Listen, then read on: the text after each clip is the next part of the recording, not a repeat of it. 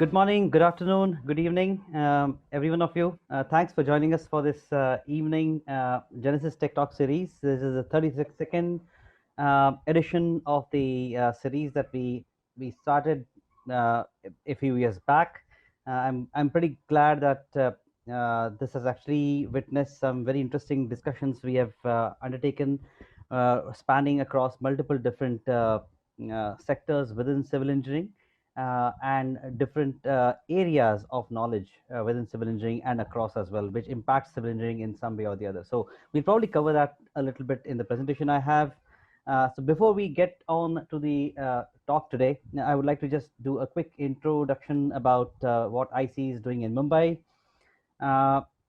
So just a quick statistics for today's discussion. We received 69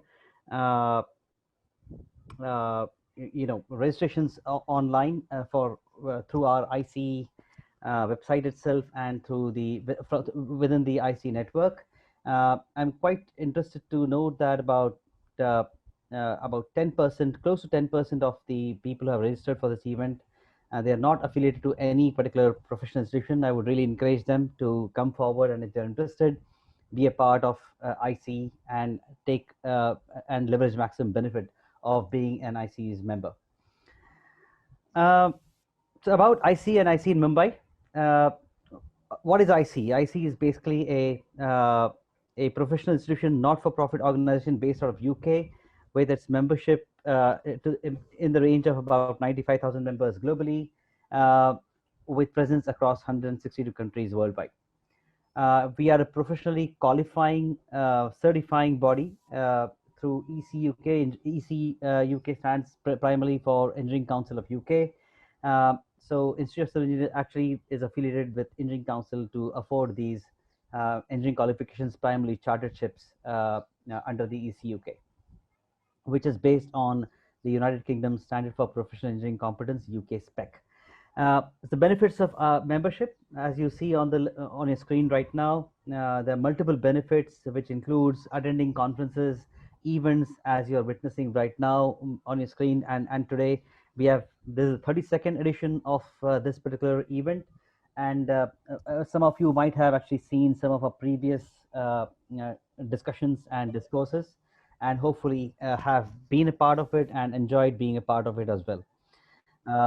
I'm quite sure that there's a lot to learn from these sessions. There's a lot to learn beyond these sessions as well, as we connect industry stalwarts, as we connect the civil engineers with the broader spectrum of people belonging to different sectors, doing different things in the civil engineering sector and across engineering industry per se.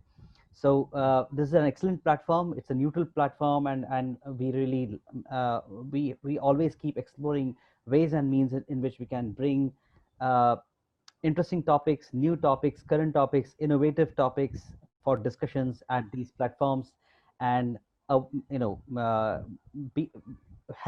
civil engineers leverage maximum benefit through their memberships. So feel free to approach me in case you have any questions about how to become a member. I am the Mumbai regional representative, and I'll probably talk about it a little later. As far as memberships is concerned, within the IC, we have different grades of membership, starting from a student member to a graduate member. As a technician, if you're a CAD technician working in the civil engineering sector, you can actually become a technician member, even qualify as an Eng Tech, and there is a separate procedure, there is a separate route available for technician members to become professionally qualified as an Eng Tech through ICE platform. Obviously, then you can also become a full member of IC, a chartered member of IC, and then the highest grade of membership within IC is the chartered, is the fellowship. So what does IC Mumbai do? We conduct many. We are primarily a sort of an inner region body which helps you connect with IC UK, and through this body, we are actually trying to network with professionals in the region, create platforms where people can meet, people can come together, witness some interesting discussion. If they have any questions, if they have any problems, help them connect with seniors, help them connect with the right expertise within the body and outside, and seek help whenever they need such professional help as well. So this is an interesting neutral platform, as I mentioned, to have that dialogue, help and learn through these platforms on a continuous basis. Apart from lectures and tech talks that you are witnessing today through the Genesis Tech Talk series, we also have conducted multiple different site visits primarily aimed at educating civil engineers. A lot of civil engineers who work from design offices don't get the exposure being on site, and this particular set of events we have conducted help them gain exactly that kind of feel of site and feel of how things are actually done on ground. So we are pretty well connected with the industry. We have got a plethora of options. We have got a pool of industry experts coming from all different backgrounds, including the client organizations who own these assets subsequently once they have been built. So we have people from the client side, client organization side. We have people who are constructors. We have a very strong representation of construction industry into the IC pool, and likewise a very strong representation of the consulting sector within the civil engineering industry in the IC pool as well.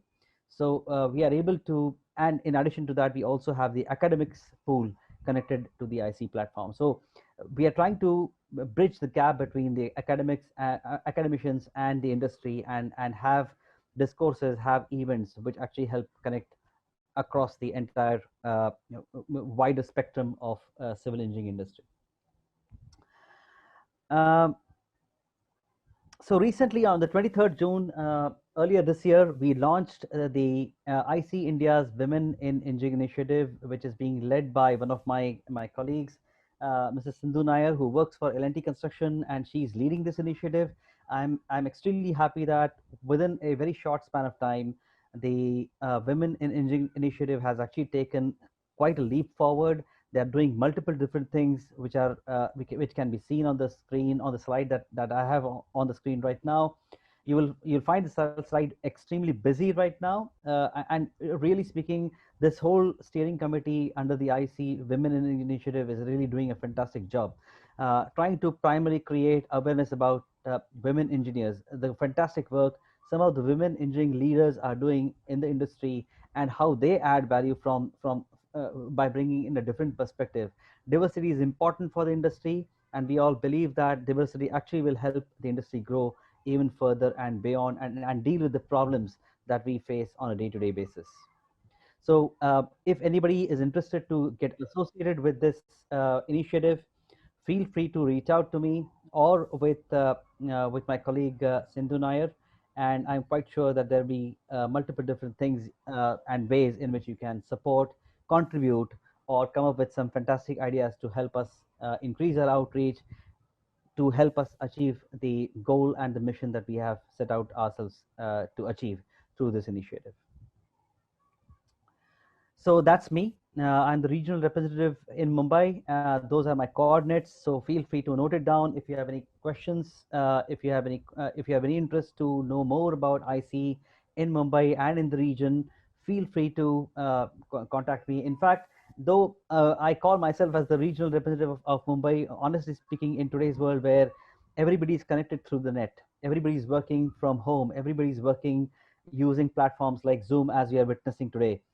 uh, these geographical barriers really have no meaning today.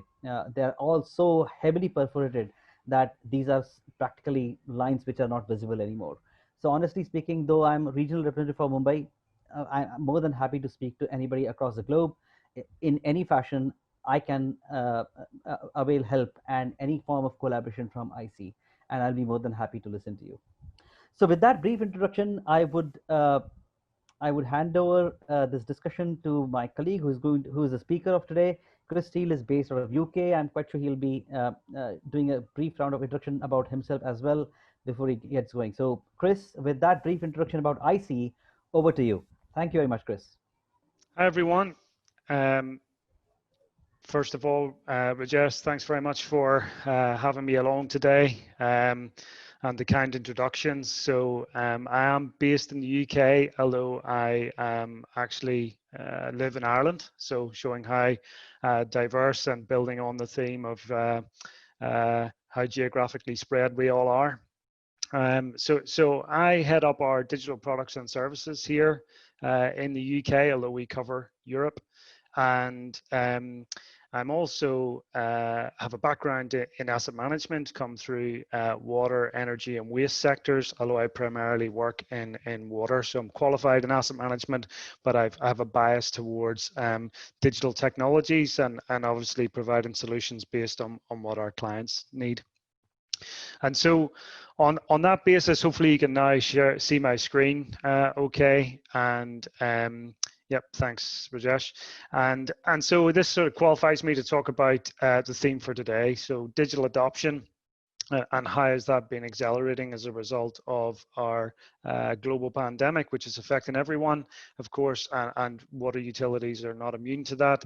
And so I want to just go through some of the trends that we're seeing here in the UK and further afield across Europe, and just share with you some of the experience that we're finding in that space. So without further ado, let's just jump in.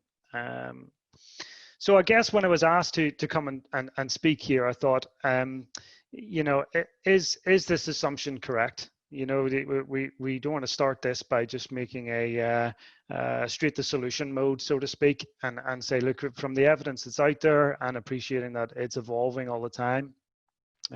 Is our assumption correct? So I wanted to evidence some of that. Now, the first thing we're seeing here is around the level of concern. So what's people's reaction to the pandemic? And you can see, as the pie chart is shown here, the operational impact is clearly featuring highly in a holistic sense. So it's pretty much, you know, likely due to the concerns around loss of staff in the physical workplace and the ability to maintain business as usual. So that reactive response is now, as I'm sure we're all witnessing, and certainly we are, is starting to move to a strategic one. The initial concerns and some of those became a reality of a lot of frontline staff now working from home. Then we sort of moved to a longer term. Okay, what do our business models look like? How do we need to prepare? And building on what the consequences, either known or unknown at the time, but are now becoming better understood as it goes on. And so when we look at that, what does it look like in a slightly more longer term? So what we've got here from Bluefield Research is a study that was undertaken around the spend, as you can see in the line chart here, on digital technology. So how much a company is going to invest, this is from the US in the municipal water market, what they're going to invest in digital over the term. And you can see that COVID-19 from the research has an initial dip, which is that reactive response I talked about. And then it's going to increase beyond what would have otherwise been the case if the pandemic wasn't here. And what we also see here is bringing in the concept around resiliency. So this is, you can see the title of the white paper was Navigating Towards Resiliency. And here in the UK, obviously ICE originates from here. So Ofwat, they define resiliency as being the ability to cope with and recover from disruption, trends, and variability in order to maintain service levels for people and protect the natural environment now and in the future. So a bit of a mouthful, I appreciate, but you can see how COVID-19 directly plays into that resiliency. This impacted and caused companies to question their ability to recover from the disruption of COVID-19. So some evidence there, and I think on that basis, you know, our assumption, albeit perhaps determined, you know, through anecdotally, has also been evidenced here in some of the analysis. And I have a few more stats as we go through. So building on that and tying it down to water utilities, where are the biggest areas of impact? And so this is a nice little chart here for us, just showing, or a table showing some of the areas around technology classes and what they expect to be the result in that area, and then obviously breaking it down over short and long term. And of course, immediately there are short-term impact and long-term around remote collaboration and communication, which is obviously linked to the reactive element of COVID-19. Where we had immediate change of available frontline staff. Cybersecurity, as you look at that impact, I'll draw out a couple of these, not all. Cybersecurity, this lends itself, the increase in short-term impact and long-term, is actually as a result of those frontline staff being wanting to access enterprise systems and also do control operations remotely. So there's now an influx where you would have had previously select staff who are, on call-out rotas and so on. They would have had to have remote access to enterprise systems. Now that bandwidth literally has massively increased. And so that's when we get into VPNs and OT security. You've more frontline staff who would have been doing these activities on site, wanting to do them remotely through SCADA interfaces, remote desktopping, that sort of thing. And that's why we see the short-term impact go, but also what we realize is we're all, or most of us, you can probably see from my background, I'm working from home, is there will be a societal change where once the pandemic is over, it will not just revert back to what was before. There will be, and I know it's cliched, but a new normal. But in reality, what we're starting to see is businesses are changing in so much as they will not, for a number of different drivers, cost being a big part of it. There isn't a need to return all of those frontline staff. And so hence the dependency on digital technology, the theme of this webinar or tech talk, how that's going to increase. And this is just the evidence around that. I did want to bring up a couple of other points on this one. I guess somewhat unexpectedly or almost on first glance is the short term, or the lack of a short term change on automation and control. You would immediately think that would increase. And actually it doesn't, it's staying the same, and that's because there's the perceived large costs. If we want to go do SCADA and PLC upgrades and so on, they are big strategic projects, cost a lot of money, and what you have is in the uncertainty, despite the need for it, companies pausing those projects. So they want to wait to see and have some more certainty on where the pandemic is going to take them in terms of commercial, to make those decisions on whether they want to actually invest. Yet the demands of a remote workforce are increasing that cost benefit element of saying, oh, cost risk benefit, because they need increased automation and control where it would have otherwise been done by frontline staff. So it's an interesting part of that. The other, I guess, area around that is the drop, all sitting beneath that, around telemetry and hardware, connected devices and so on, and analytics. And I guess the main thing is all linked to that. Those are all perceived as large projects, but actually the important thing is, when we look at the longer term, is that all of those will either increase, or their planned investment will just be deferred, but it will increase, because they will need more connected devices, the increased demand on analytics, and I'll touch on that in a little bit. So really interesting in the areas of impact and where it's coming through from the research, and certainly from a Black Veatch perspective, that aligns to a lot of what we see. So how do we respond to this challenge? What I've done here is broken it into 5 main areas, as you can see here, and center of that is this data-driven structure, and that is by design, as will come more apparent as we go through. And so digital engineering, and I appreciate from an ICE perspective, there's probably a heavy bias or understanding around that area. But of course, we do that engineering to get to the other areas which are here around autonomous control, monitoring, diagnostics, and remote operations and comms, which is obviously what we were talking about a second ago. So all of these things come together as the sort of 5 main areas we want to respond to the challenge, and it's what I'm going to take you guys through as we go through this tech talk. So how does that look if we were to flip it to the asset life cycle? And what you can see is that most of the adoption of digital technologies as a result of the pandemic have sat around the design, build, and operate and maintain space. And that's as you would expect, is because later on in the life cycle is normally when we get into investment planning. So as opposed to disposal, it's refurbishment and replacement. And you've seen from the earlier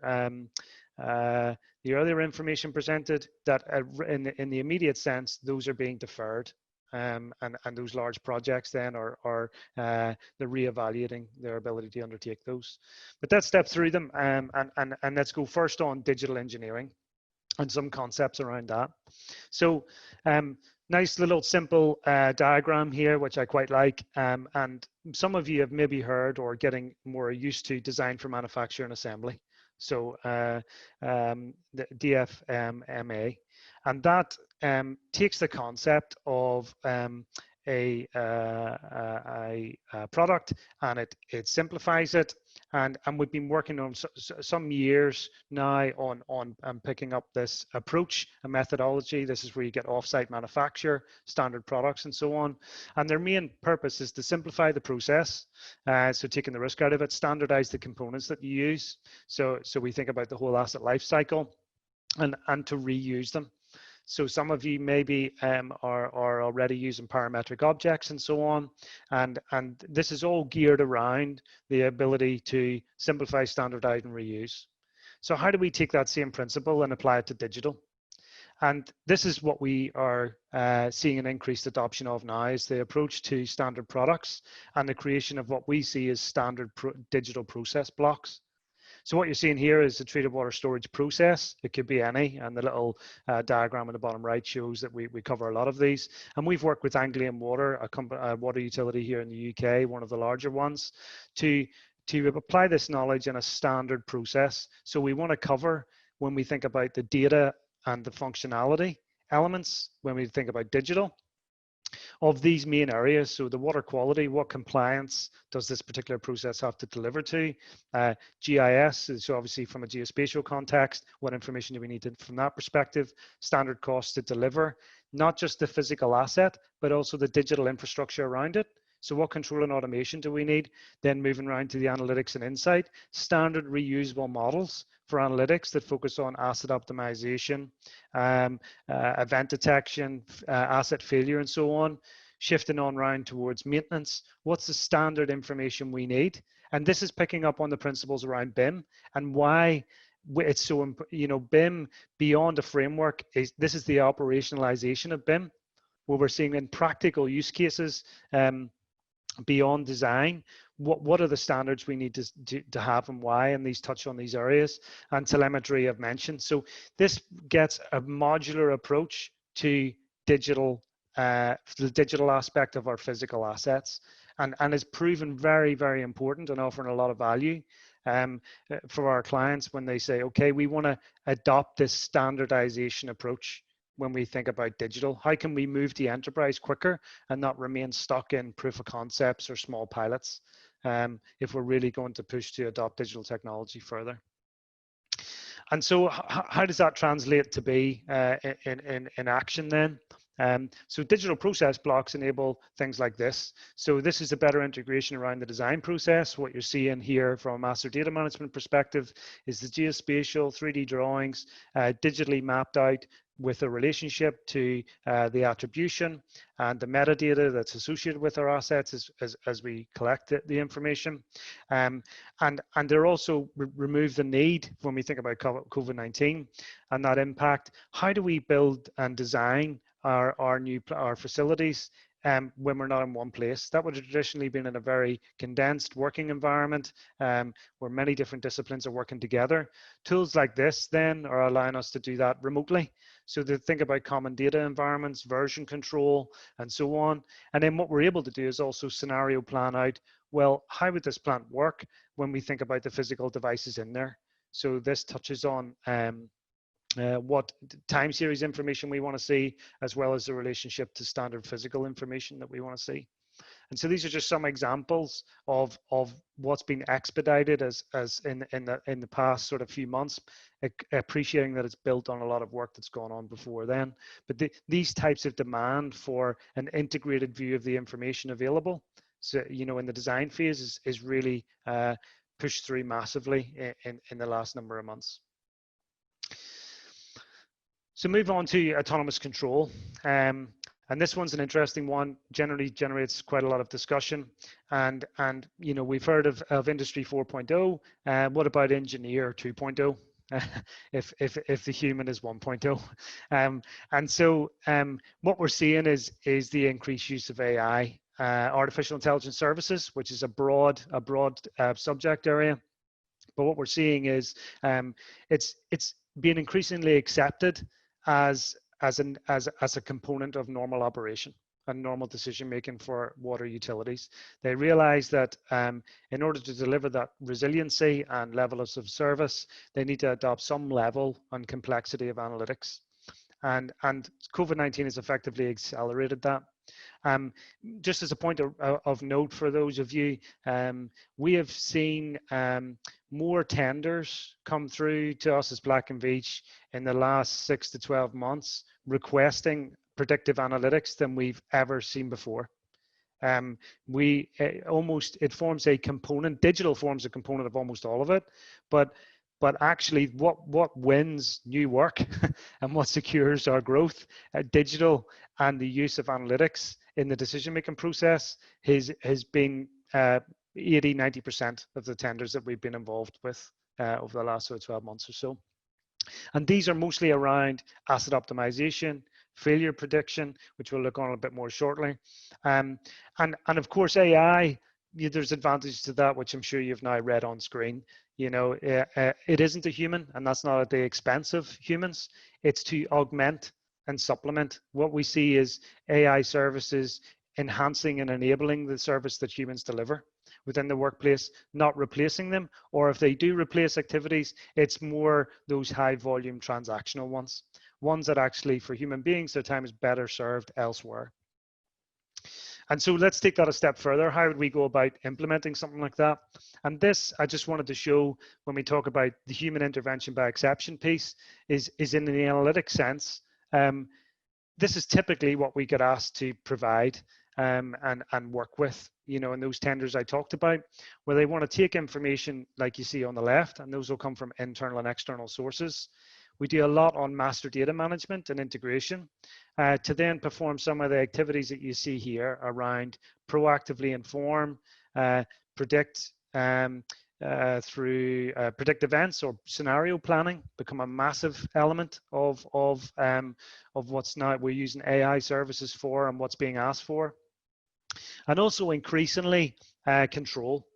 Now that we're right on the cusp of how far that is goes back to PLCs. We in terms of AI services, typically machine learning, being used to create automated control schedules, for example. We still want that check and balance, the human in the loop piece of validating what that control is before it gets actioned, or having tiered levels of analytics to do it. But what I did want to show you as we step through here is just a quick video here of what some of this looks like. So this is what we developed for Anglian Water. As I mentioned, it's one of the UK, one of the larger UK water companies, and they wanted to have an integrated view of their information. So what you're seeing is live time series data coming from their network on zonal pressure. So it's a distribution network, and I wanted to explore the use of predictive analytics in that sense. And so what we did was we gave them the ability to create their own targets based on user groups and functional requirements that they could then set themselves. And then we stepped through to building an artificial intelligence model, which picked up on predictive control schedules. So what you're seeing here is the valve positions to predictively control that network, based on demand, flow, and pressure. And here what you're seeing is a predictive event management. So users can set, we want advanced notice of failure. So they're using machine learning services to predict when that will happen. And another part you're seeing here is a geospatial view. So this is showing the network, all of the network within Anglian Water in real time, and giving them these KPIs that they can manage their network effectively. And obviously you can see here we can represent this using aerial photography and geospatially. And this led through to a scenario planner and 3D models as well. So you can see we've taken the Revit model that was produced in design, and we're now bringing it into the operations and maintenance space. And we're given the performance information and metadata about the assets all within the integrated view. So digital, COVID-19 and the adoption of digital technologies has started to bring these tool sets and integrate them together. And is really a key theme that we're seeing, is that this distributed information and services across the organization, COVID-19 is forced us to try and bring these together, because we need to have a single point of access to all of the different functions within the organization. The last bit you're seeing here is around scenario planning. So this was, if we have a burst in this network, and you can see it highlighted here, what's the consequence of that? So we use AI services to model out what that result would be, giving time and options for a user. So this all sits around digital twins, which is a whole concept in itself, but I thought it'd be worthwhile flagging up under autonomous control what that looks like. And then stepping on, if that's autonomous control, let's look at the remote operations and communications. And I guess is probably the most obvious consequence, from COVID-19, that we've lost frontline staff. And so I've just looked or brought a little statistic in here from the Office of National Statistics, the ONS here in the UK. And what they've shown us here, obviously, is almost half the people in employment worked from home from April, and 86% of those is a direct result of COVID-19. So I guess there's people have always worked from home, but was it a direct response to COVID-19? Well, 86%, so almost all was. And there's sort of four areas, I think, which is worthwhile picking up on, maybe some not so obvious as that one, as we go through around how working methods have changed. The second one is around digital workspaces. And this has been particularly fun for me. If anybody on the webinar has had experience with using tools like Mural and so on around digital workspaces, and what we found is that many people who wouldn't have otherwise been involved in this, using these sorts of tools, are now using them. So engineers, performance-related operations people, maintenance people, and where you would have got together for a workshop, at a site or in an office to solve a problem, you're now using these digital workspaces to do the same thing. And so that allows everybody to collaborate together and then agree on solutions. And they're doing it, of course, in a virtual environment. So definitely one which is increasing. If you haven't used it already, I think it's a good tool if obviously if you're in a position where you're having to work from home, but also work on projects and particularly on the problem solving end of it. So we're not talking about common data environments or anything like that. That's not what we're referring to here.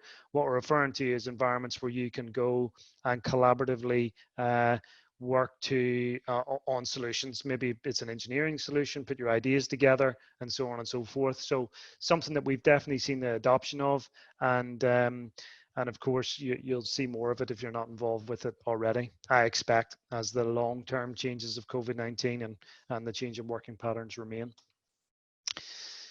A third area what we've seen is and this is not as much as a reaction, although it was initially, but is proved to be more of a benefit. And what we've got subject matter expertise, and there are fewer subject matter experts, of course. That's by definition making them a subject matter expert. Then there are the sort of the more junior staff or the people without that experience. And this is very much drawn actually from Formula One, believe it or not, where although this pandemic has sort of highlighted how we can perform this route here. And what you have is in Formula One, they have the expert who's in control of a particular area to do with the car, and they have typically a bank of 5 or 6 people behind them watching what they do and learning how they do it. And the same principle is applied here. So we're on Zoom or we use WebEx, we use Teams, and what we're finding is that the one subject matter expert is now more accessible. So before we would have had that single subject matter expert attend a certain site or facility along with someone to show them how to do things. Well, now they're available more on demand through video calls to then apply their expertise or impart it to staff who don't have it. And it's the staff then who are enacting what they're telling them to do. And we have that in the field. So they can move from call to call and without being physically present and impart their knowledge experience to other staff who are in the field, to frontline staff, key workers, and so on who will actually be there, or obviously between members virtually. So it's a big thing we've seen, and I'm going to touch on that in a second on what a practical example of what we've seen both our clients use and we've started to use ourselves on that in a moment. And the fourth area is around this remote access functionality. I touched on it when we were looking at the Bluefield research, and what we have is many staff basically leveraging and increasing on their ability to remotely access and control their facilities. Where they previously would have physically went to change set points and do things, now they're basically working with their control and automation people to increase that access. Now that comes with a consequence around security that we also touched on, but it's an important thing to remember or important to note that element of it will likely continue because there's little real reason to revert back. If you can have one person, it's a typical control room, but you're just doing it on a bigger expanse, a bigger geography, where you can control plants irrespective of where you are, and very much links to the analytics. So it did on that point 3, as I mentioned, I've got a video here just to show that experience in reality. I'm going to be honest up front. This video is a little bit salesy for me. But please, that's not the intention. I don't work for Realware. I just think it's a good video. I'll play it now. It's only about a minute. But I just thought it'd be good for you guys to see how we're bringing together these tool sets in practical use. Responsibility.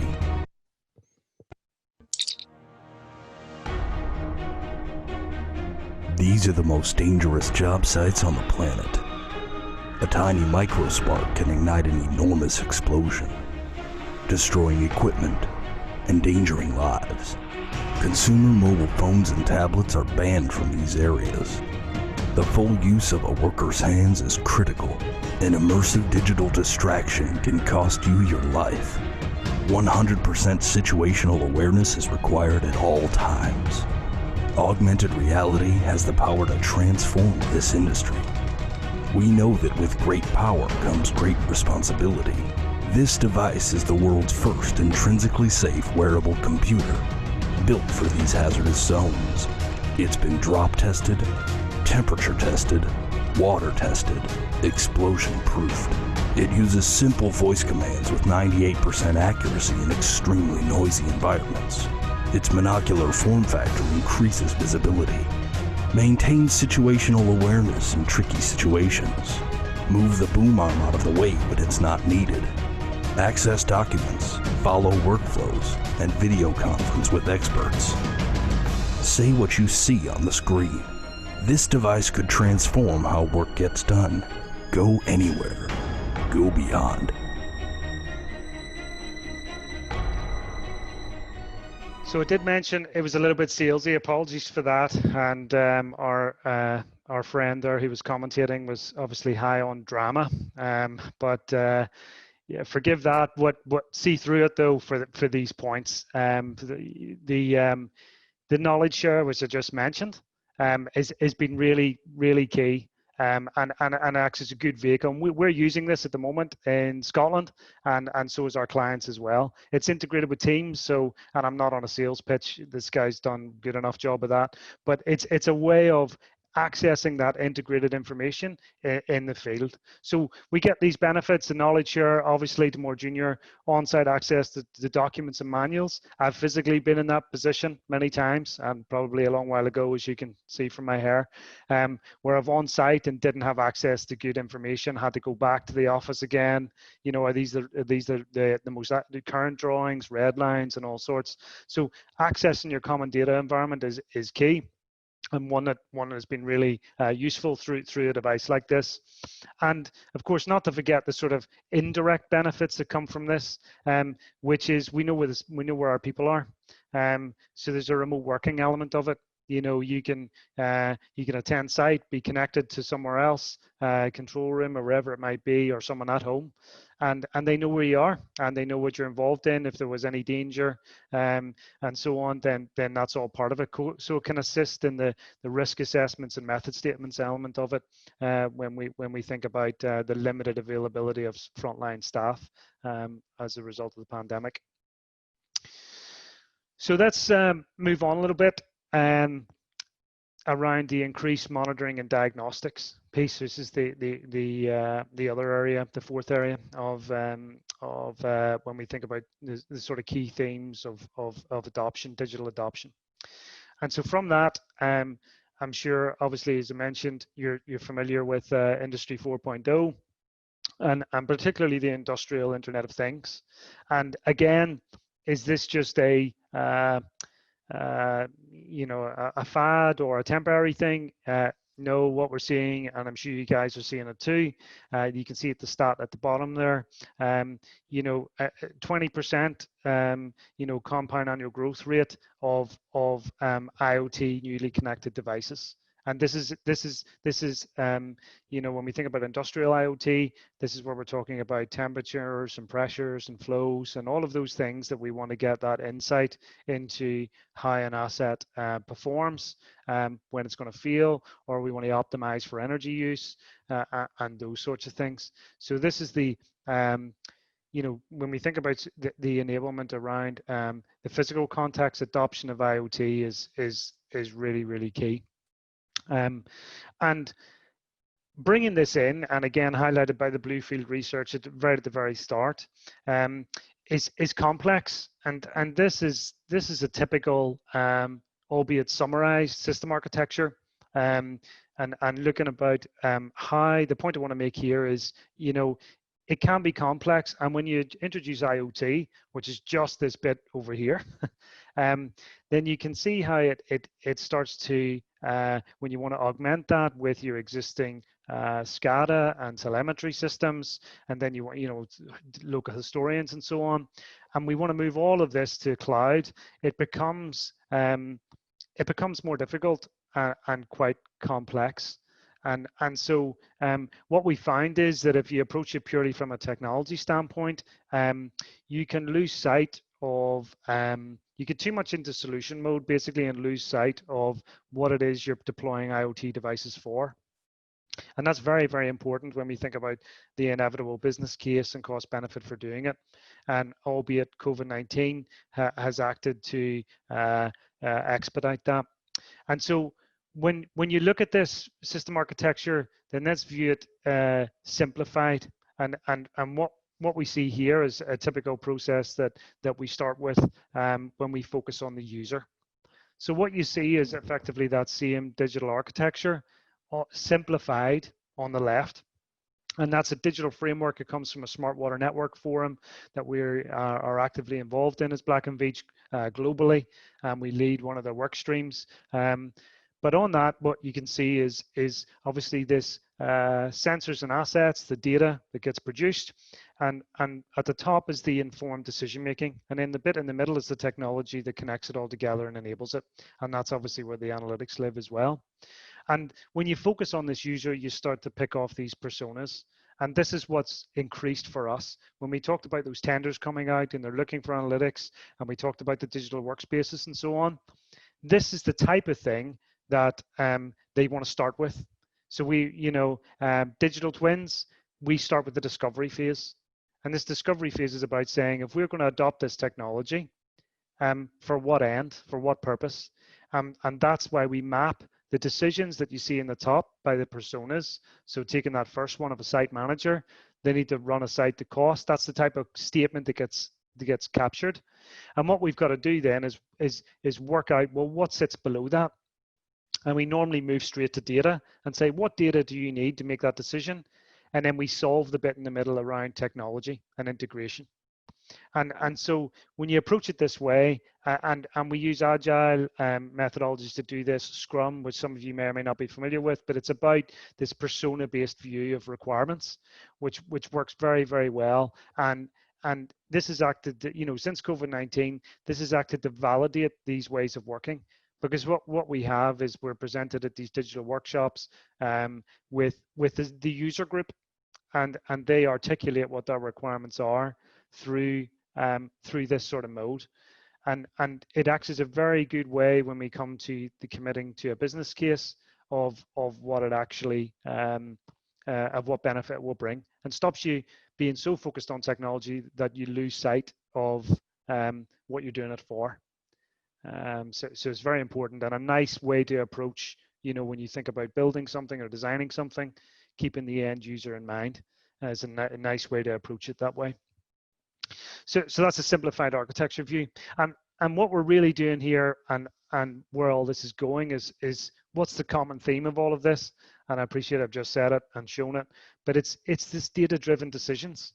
COVID-19 and this pandemic has made people realize, both reactively and strategically, the value of data in the decisions that they make and their dependency on it, and their dependency on data to evidence base and effectively manage their operations, manage their business operations. They need data to do it because the physical human is not always there to evidence and witness it. So they need more interactive ways and integrated ways actually to make those decisions. And so data-driven decisions is what's key.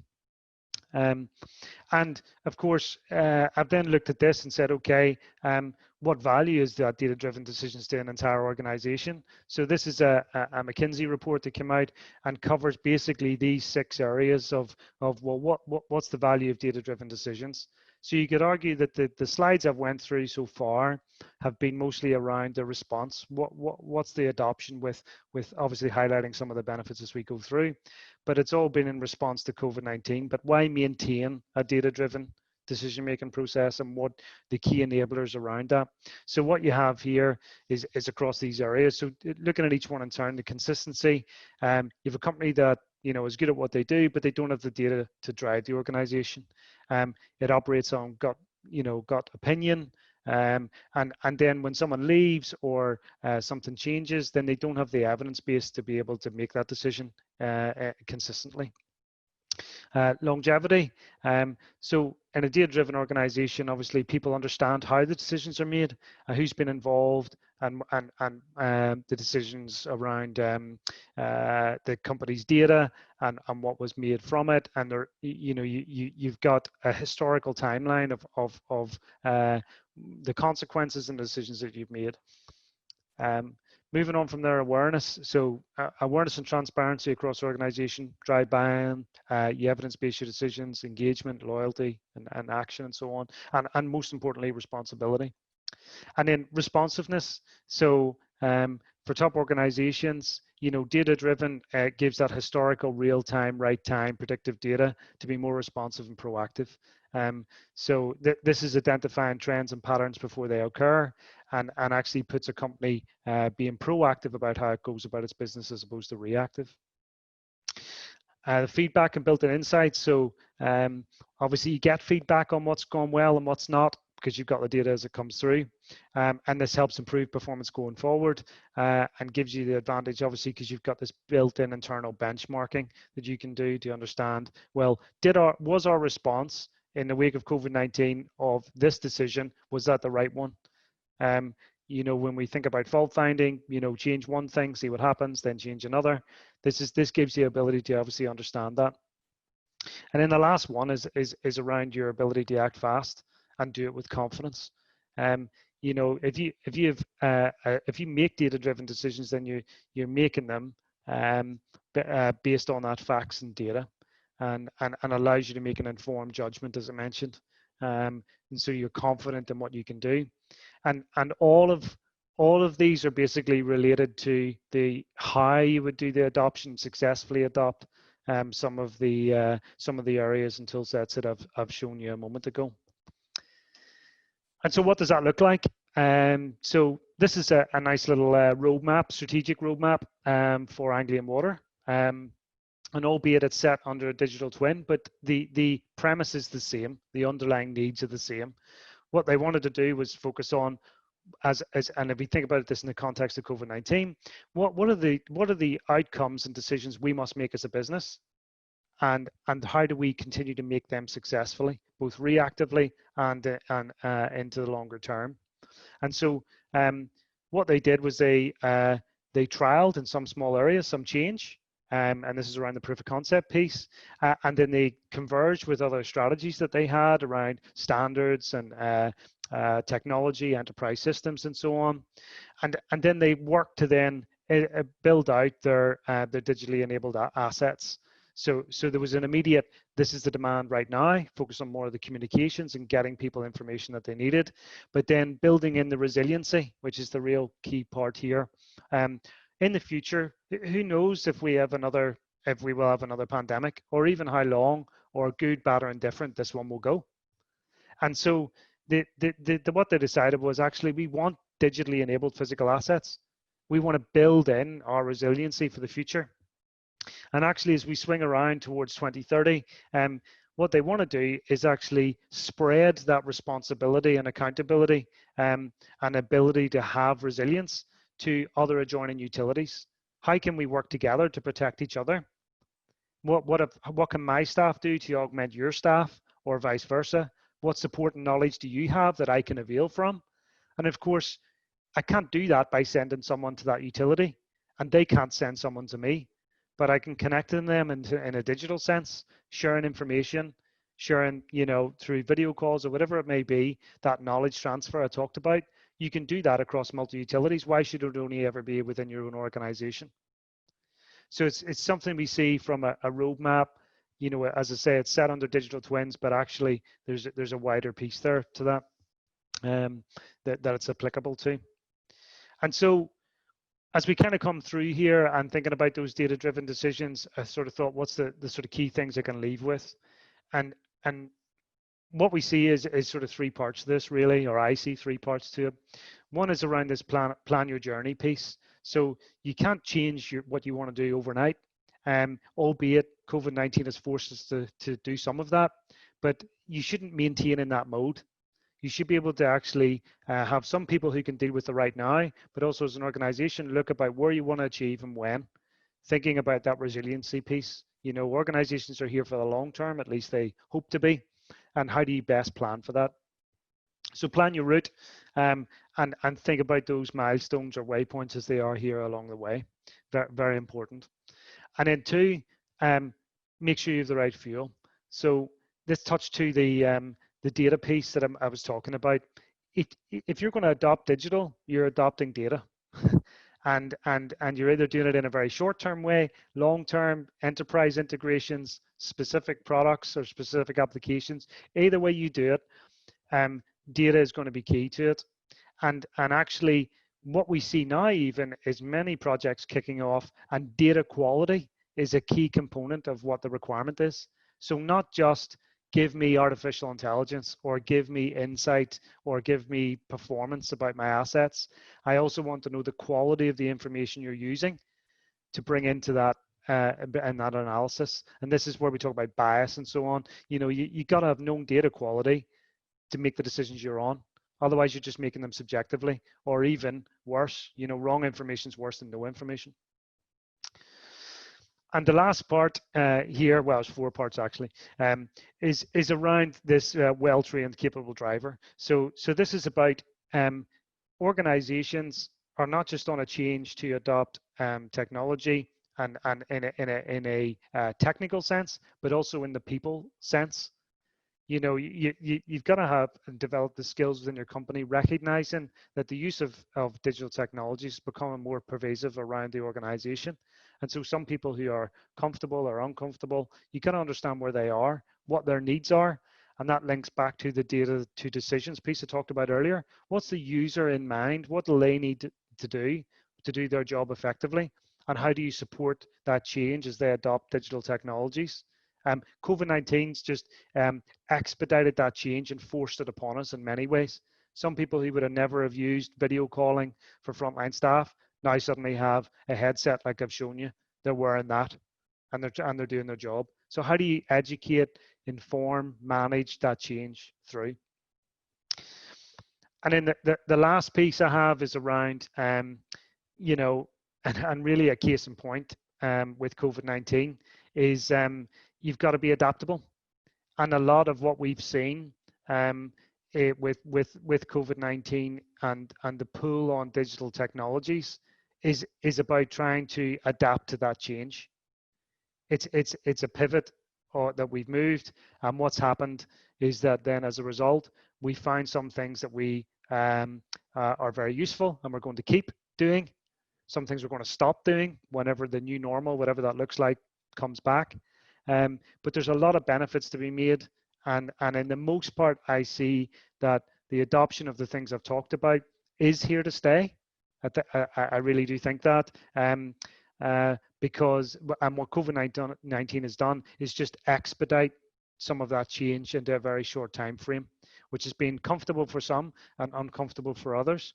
But either way, I think there's an overriding benefit from the adoption of the digital technologies in the areas I've mentioned.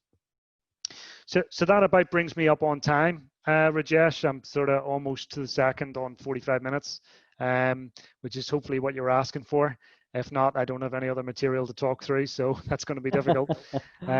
But hopefully everyone found that informative and useful, and obviously happy to have any questions that people may have. Yeah, I think that was a brilliant presentation, Chris. So thanks for doing this, and thanks for spending some time. I mean, you had a very challenging week this week, and we had to ultimately postpone to Friday instead of the usual Tuesday, and to you for that. I already have a few questions on the chat box. I'll start with, that is from Sundar. Sundar, I know he is a vice president at Bangalore International Airport, and actually has been pretty instrumental in technological and digital technology development and adoption at the Bangalore International Airport as well. So he's asking a question to you. He's saying Anglian Water digital twin journey is planned until 2035. Isn't it too long? Technology changes substantially in this period. What is your advice on digital map for a new development? Yeah, it's a good question and well spotted. So the digital roadmap was created before the pandemic, and what they did was adapt it to the pandemic coming in. So they changed some of the earlier. They validated what they were trying to achieve, which was, as I talked through, was still relevant. What they did was just bring some of those activities forward. And that roadmap was around for a digital twin at enterprise level across the organization. So I think the 2035 is still a realistic time frame if you want to have digital technology integrated across your entire organization.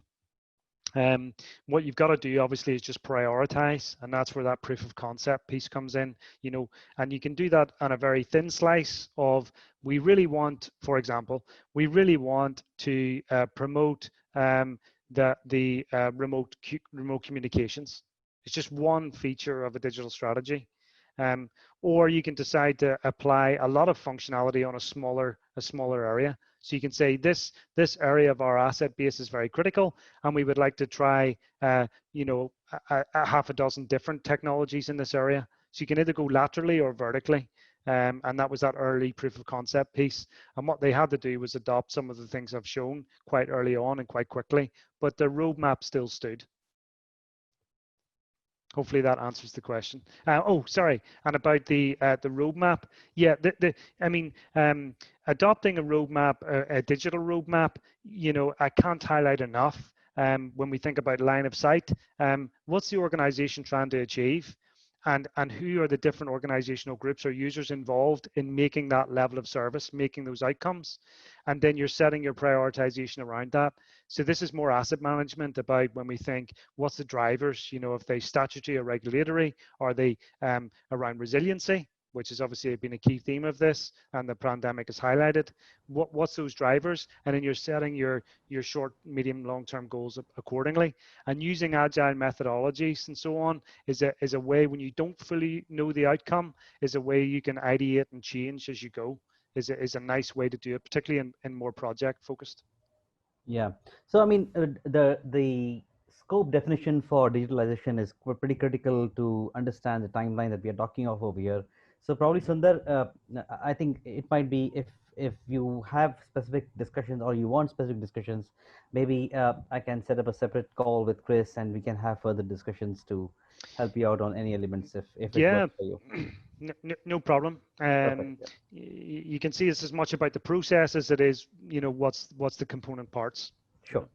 Great, no problem. So there is a question from Nigel. He's saying, great presentation, Chris. Is Anglian Water a leader in the UK water industry, or are others in a similar position? Okay, so firstly, I do know Nigel. That question wasn't planted or planned, so just more to acknowledge it's great to see him on here, and I hope he's keeping well. The Anglian Water, certainly in the UK, would be viewed as one of the more progressive and forward-thinking clients, and can adapt perhaps a little better to change, or more receptive to change than some others. But there are others very, you know, the consequences side of it, or the impacts, are felt by all of the organizations. But the response is different for each organization in terms of their level and ability to respond quickly. Some of it, it's been harder for some than it has been for others, if we put it like that. Right, sure, no problem. I hope that addresses Nigel's query. Nigel, feel free to let me know if there is anything else. I can, in fact, even unmute you if you are in a silent place and you would like to ask a question directly to Chris. So Shatadeepa Chakraborty, who also works, she's my colleague at in my Mumbai office. So she's asking a question, Chris. What are the key issues on AI in water and wastewater treatment plant designs? So good question. This falls into two distinct areas. One is around automation and control. So we use AI services, and particularly machine learning and some neural network services, to look at the constraints of a process and offer a predictive control schedule. So if you want to optimize for a certain variable, such as energy use, but not breach treatment compliance, for example, ammonia or some other measure, you can use AI to basically create a predictive control schedule, typically 24 hours in advance, but is being dynamically, the model's being dynamically fed by the time series data that's going on at the moment, the treatment process now, to create a predictive control schedule. The other thing we use them for is around event detection. So when we think about a probability of failure curve, if anybody's familiar with that, is around predict when this asset or process will fall below an acceptable standard and give me time to intervene.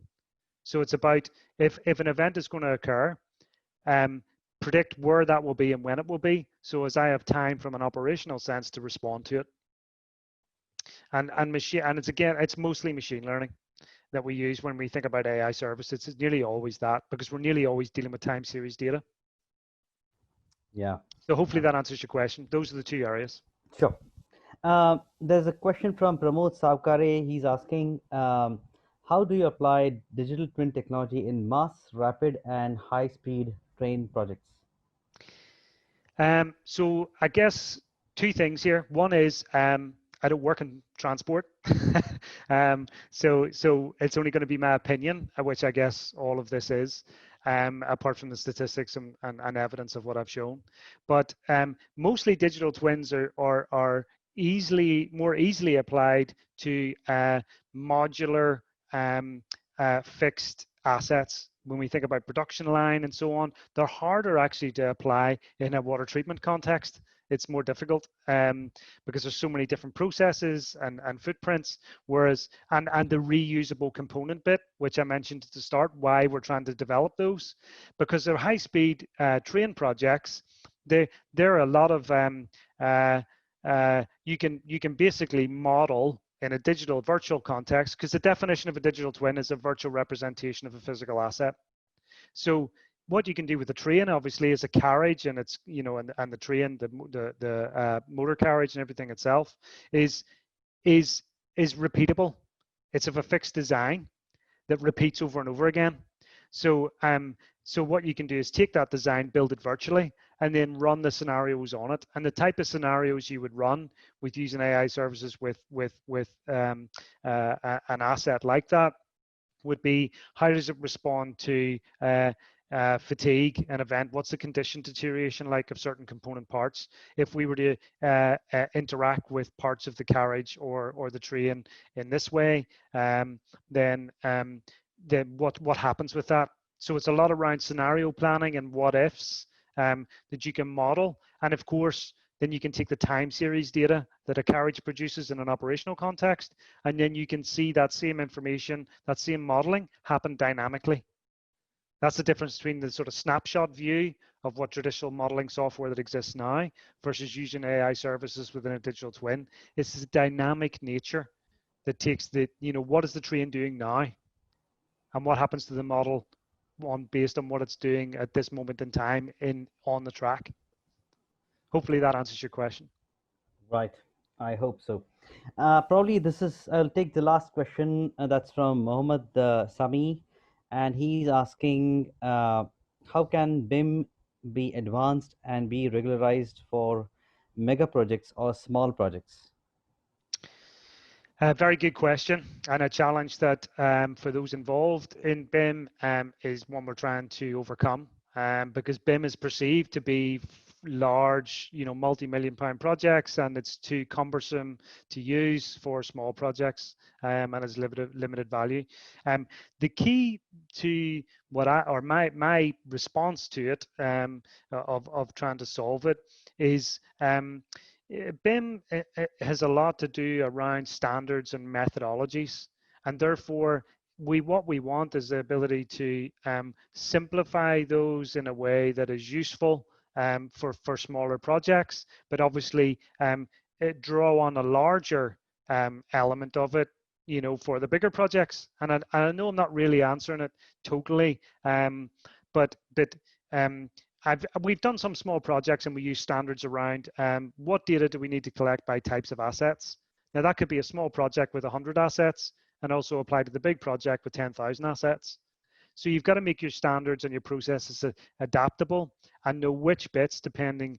I think, you know, BIM should be, you know, allow some guidance on, if this project is of this type, then you should look to adopt, you know, more of this standard or process versus, you know, a lighter version of it, but still delivering the same outcome. So I think there's levels of complexity that could be broken up with BIM to make it easier for the end user to consume what it's trying to do.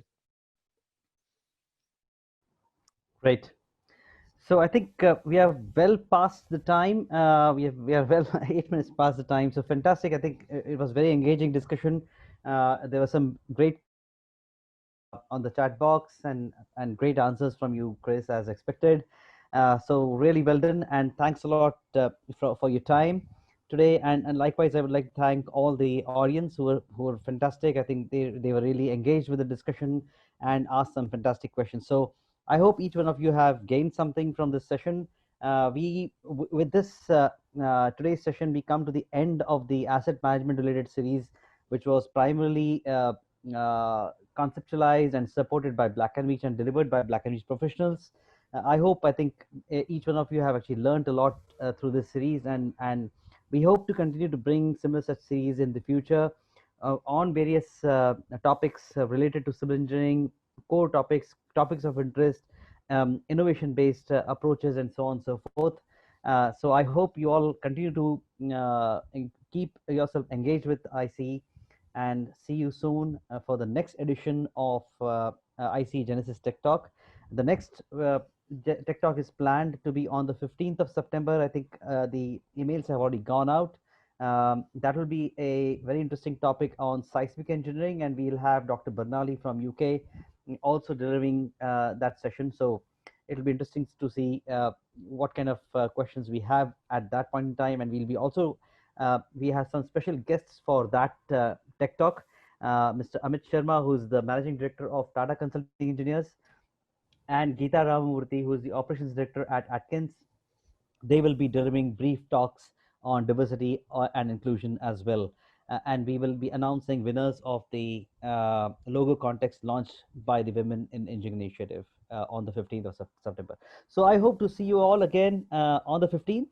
And I hope you all enjoy and have a great evening and a great weekend as well. Bye-bye. Thanks.